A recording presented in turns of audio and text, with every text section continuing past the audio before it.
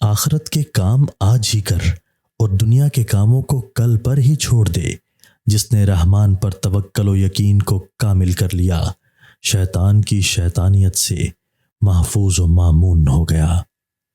جس بندے نے صبر کا دامن پکڑ لیا، بے شک وہ کامیاب ہو گیا۔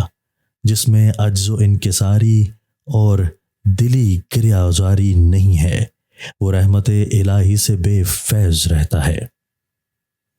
نفس کی خرابیاں دور کرنے کا واحد ذریعہ توکل الہی کے علاوہ اور کوئی نہیں۔ دنیا کے کام کبھی ختم نہیں ہوتے، اس لیے آخرت کے کام کو مقدم رکھا کرو۔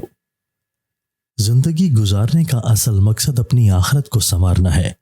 شیطان کے شر سے بچنا چاہتے ہو تو اللہ کے ذکر کو اپنی زبان پر ہر وقت تر بتر رکھو۔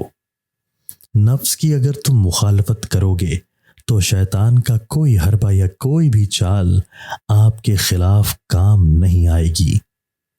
جو حق تعالیٰ پر توکل اور بھروسہ کرتا ہے وہ رحمت الہی کا حقدار ہو جاتا ہے، اس کی ہر مشکل آسان کر دی جاتی ہے۔ عافیت سے رہنا چاہتے ہو تو ہر ایک کے ساتھ بھلائی اور اچھے اخلاق سے پیش آؤ۔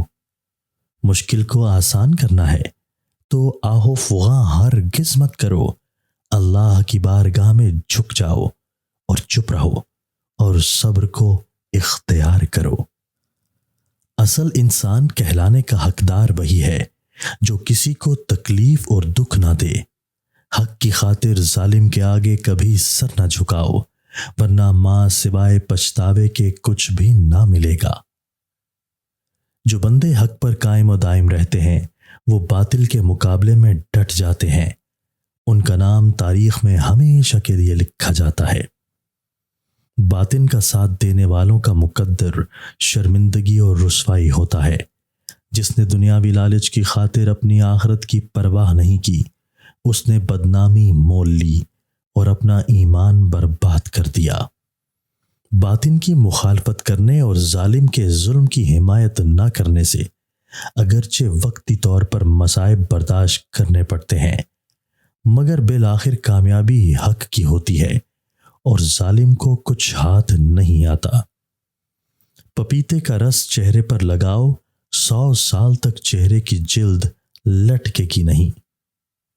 نفس کی تسکین کے لیے کبھی بھی باطل کے سامنے اپنا سر مت جھکاؤ۔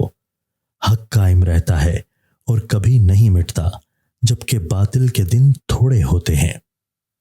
جس نے دنیا کی لالچ کی خاطر اپنا ایمان خراب کیا، گویا اس نے دنیا میں اپنے جہنم کے ٹھکانے کا سامان اکٹھا کر لیا۔